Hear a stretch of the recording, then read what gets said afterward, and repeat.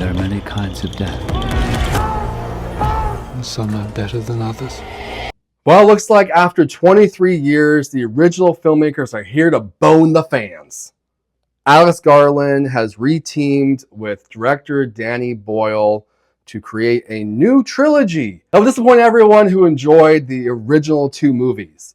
Reviews are coming out soon for those two. I did rewatch them before I watched this. This is a real art house approach to horror. And I'm very iffy about art house movies in general. This is a very divisive movie for fans or non-fans. Yeah, there's some macabre elements, some decent gore here, and the zombies are back and they have a little bit of a different society or different rules.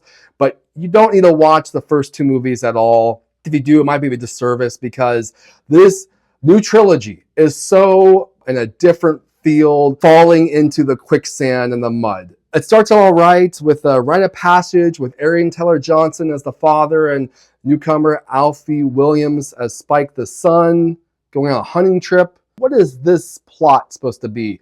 And you're going to keep on asking yourself that question as it goes along. Maybe Ralph Fiennes comes in as one of the most interesting characters that you get very little backstory about or motivations. More tones as we go along, trying to figure out what you're trying to accomplish. And as always, not in spoiler territory here at all, but there is a jarring new element brought in toward the very end, last few scenes, and you're like, why would you allow this to happen in this movie?